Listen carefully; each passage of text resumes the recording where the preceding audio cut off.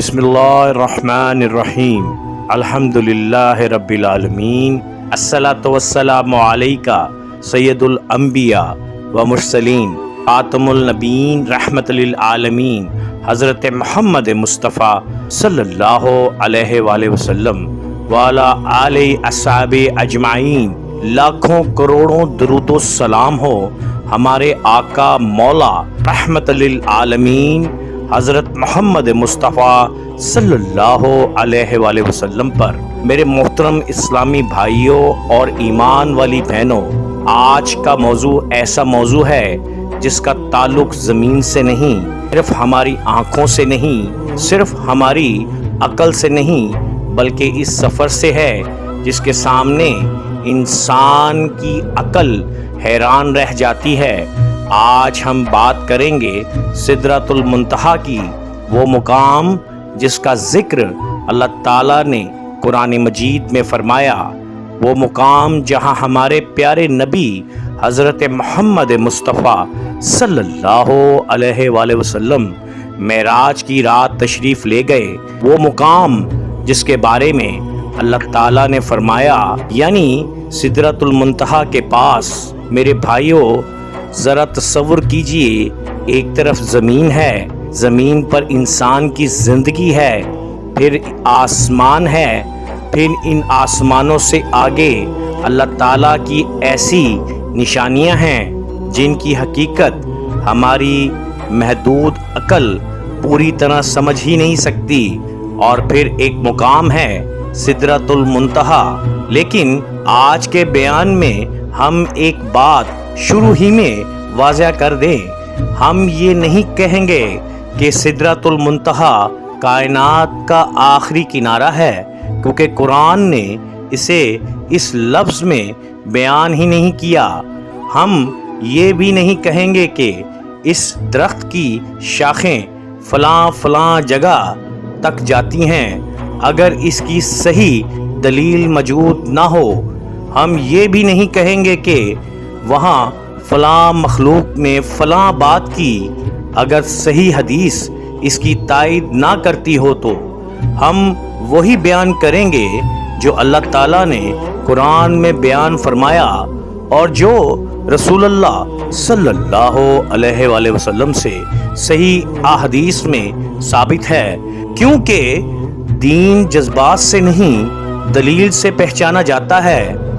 سدرۃ المنتہا کا قرآن میں ذکر، میرے عزیز بھائیوں، اللہ تعالیٰ سورہ نجم میں ارشاد فرماتا ہے، اور بے شک انہوں نے اسے ایک مرتبہ اور بھی دیکھا سدرۃ المنتہا کے پاس، جس کے پاس جنت الماوا ہے۔ ذرا رک کر سوچئے، یہ کوئی عام جگہ نہیں، قرآن اس مقام کو یاد کروا رہا ہے، اور یہ مقام کس واقعے سے جڑا ہوا ہے؟ معراج مصطفیٰ صلی اللہ علیہ وآلہ وسلم سے۔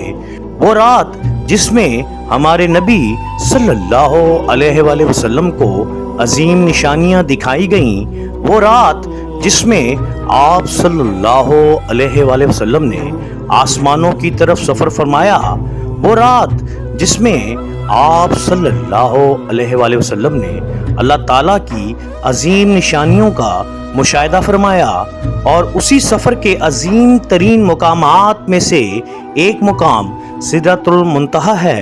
سدرۃ المنتہا کا مطلب کیا؟ میرے بھائیوں، سدرہ عربی زبان میں بیری کے درخت کو کہا جاتا ہے، اور منتہا کا تعلق تنہا آخری حد یا اختتام ہے۔ اسی لیے مفسرین نے اس نام کی مختلف توضیحات بیان کی ہیں، لیکن یہاں ایک بات اہم ہے، ہمیں یہ نہیں کہنا چاہیے کہ منتہا کا مطلب لازماً یہ ہے کہ یہ پوری مادی کائنات کا آخری کنارہ ہے، کیونکہ قرآن نے ہمیں کائنات کے جدید سائنسی نقشے کے معنی میں ایسا دعویٰ نہیں دیا، بلکہ یہ ایک عظیم غیبی مقام ہے جس کی حقیقت اللہ تعالیٰ ہی بہتر جانتے ہیں۔ یہی ایمان کا حسن ہے، جو کچھ بتایا گیا اسے ماننا، اور جس کی حقیقت نہیں بتائی گئی، اس کے بارے میں بھی حد سے نہ بڑھنا۔ معراج کی رات، وہ عظیم سفر، میرے محترم سامعین، میری ایمان والی بہنوں، سدرۃ المنتہا کو سمجھنے کے لیے ہمیں معراج کے سفر کو سمجھنا ہوگا۔ ہمارے نبی صلی اللہ علیہ وآلہ وسلم کی زندگی میں ایک ایسی رات آئی جو انسانی تاریخ کی عظیم ترین راتوں میں شمار ہوتی ہے۔ اللہ تعالیٰ نے اپنے محبوب صلی اللہ علیہ وآلہ وسلم کو اپنی عظیم نشانیاں دکھائیں۔ قرآن مجید میں ارشاد ہے، پاک ہے وہ ذات جو اپنے بندے کو رات کے ایک حصے میں لے گئی۔ ذرا غور کیجئے، اللہ تعالیٰ نے یہاں اپنے محبوب صلی اللہ علیہ وآلہ وسلم کے لیے عبد کا لفظ فرمایا۔ یہ بہت بڑی شان ہے۔ دنیا میں لوگ بڑے عہدوں پر فخر کرتے ہیں۔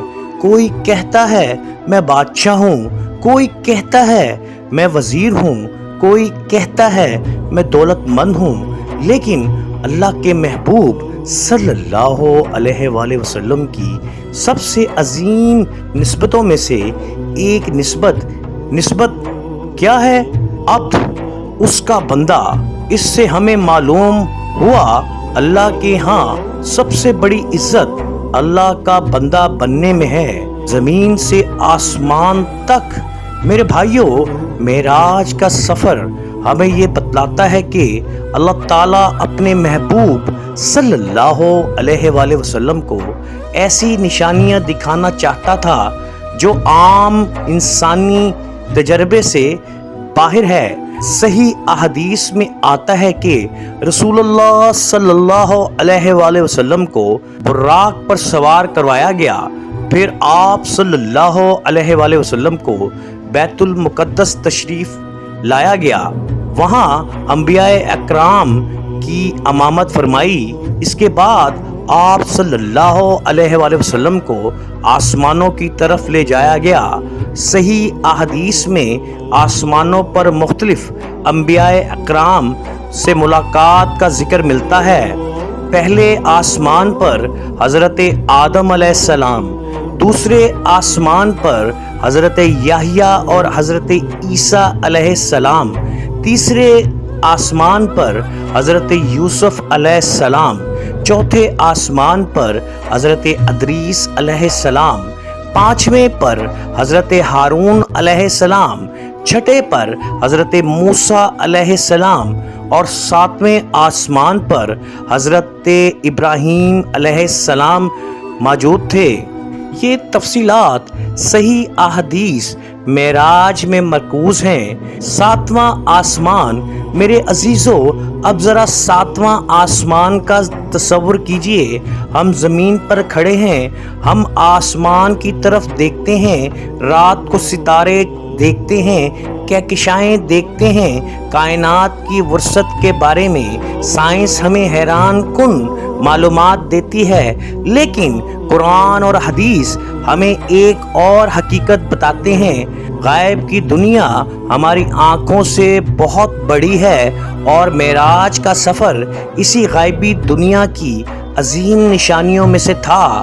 ساتواں آسمان پر حضرت ابراہیم علیہ السلام کا ذکر آتا ہے، اور پھر سدرۃ المنتہا کے پاس کیا دیکھا گیا؟ سورہ نجم میں اللہ تعالیٰ فرماتا ہے، سدرۃ المنتہا کے پاس، جس کے پاس جنت الماوا ہے، جب سدرہ کو ڈھانپ رہا تھا جو کچھ اسے ڈھانپ رہا تھا۔ یہاں قرآن کا انداز کتنا عظیم ہے، یعنی جب سدرہ کو وہ چیز ڈھانپ رہی تھی جو اسے ڈھانپ رہی تھی۔ مفسرین نے اس آیت کی تشریح میں مختلف اقوال ذکر کیے ہیں، لیکن قرآن نے جس چیز کی مکمل تفصیل نہیں دی، ہمیں اپنی طرف سے اس میں غیر ثابت تفصیلات شامل نہیں کرنی چاہیے، کیونکہ غائب کا علم اللہ کے پاس ہے۔ وہ منظر جسے الفاظ بیان نہیں کر سکتے۔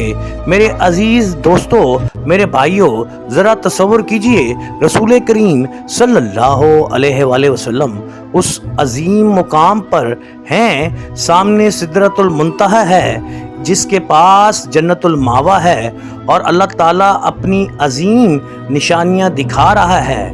پھر قرآن کہتا ہے نہ نگاہ بہکی اور نہ حد سے بڑی۔ یہ آیت حضرت محمد مصطفیٰ صلی اللہ علیہ وآلہ وسلم کی نگاہ کی عظمت بیان کرتی ہے۔ نہ نگاہ ادھر ادھر ہوئی، نہ نگاہ نے بے ادبی کی، نہ حد سے تجاوز کی۔ یہاں میرے عزیزوں ہمارے لیے ایک سبق ہے۔ آج ہماری نگاہیں کہاں کہاں جاتی ہیں؟ موبائل کی سکرین پر، بازاروں میں، سوشل میڈیا پر، حرام مناظر کی طرف، اور پھر ہم کہتے ہیں دل خراب ہے۔ دل کیوں خراب نہ ہو جب آنکھوں کے دروازے کھلے چھوڑ دیے جائیں؟ رسول اللہ صلی اللہ علیہ وآلہ وسلم کی نگاہیں معراج کی رات نہ بہکیں نہ حد سے بڑیں، اور ہم اپنی آنکھوں کی حفاظت کیوں نہیں کر سکتے؟ سدرۃ المنتہا اللہ کی عظیم نشانیوں کا مشاہدہ۔ اللہ تعالیٰ فرماتا ہے بے شک انہوں نے اپنے رب کی بہت بڑی نشانی دیکھی۔ یہاں اصل توجہ کس چیز پر ہے؟ صرف درخت پر نہیں، اصل بات یہ ہے کہ رسول اللہ صلی اللہ علیہ وآلہ وسلم نے اپنے رب کی بڑی بڑی نشانیاں دیکھیں۔ لہٰذا اگر ہم سدرۃ المنتہا کے موضوع کو صرف ایک عجیب و غریب درخت کی کہانی بنا دیں تو ہم اصل مقصد سے دور ہو جائیں گے۔ اصل مقصد ہے اللہ کی عظمت، اللہ کی قدرت، اللہ کی بادشاہی، اللہ کی نشانیاں، اور رسول اللہ صلی اللہ علیہ وآلہ وسلم کا عظیم مقام۔ کیا سدرۃ المنتہا جنت کے اندر ہے؟ قرآن کہتا ہے اس کے پاس جنت الماوا ہے۔ یہ ایک عظیم حقیقت ہے، لیکن ہمیں الفاظ کی حد کا خیال رکھنا چاہیے۔ قرآن یہ بتلاتا ہے کہ جنت الماوا اس کے پاس ہے۔ ہمیں غیر ثابت جغرافیہ بنانے کی ضرورت نہیں، ہمیں یہ دعویٰ کرنے کی ضرورت نہیں سدرۃ المنتہا کا ہر حصہ کس جگہ ہے۔ ہمیں بس اتنا کہنا ہے یہ اللہ تعالیٰ کی غیبی دنیا کی ایک عظیم نشانی ہے۔ صحیح احادیث میں سدرۃ المنتہا، صحیح احادیث میں واقعہ معراج کی تفصیلات آتی ہیں۔ حضرت انس بن مالک رضی اللہ تعالیٰ عنہ سے مروی ہے، حدیث معراج میں رسول اللہ صلی اللہ علیہ وآلہ وسلم کے آسمانی سفر کا ذکر آتا ہے۔ صحیح بخاری، صحیح مسلم میں اس واقعے کی روایات موجود ہیں۔ احادیث میں سدرۃ المنتہا کا ذکر بھی آتا ہے۔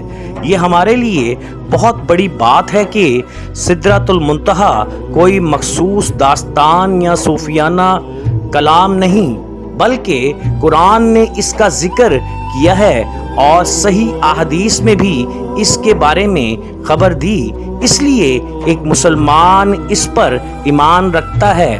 سدرۃ المنتہا کے بارے میں مشہور مگر غیر ثابت باتیں، میرے بھائیوں یہ حصہ بہت اہم ہے۔ انٹرنیٹ پر آپ کو سدرۃ المنتہا کے بارے میں بے شمار تصویریں ملیں گی۔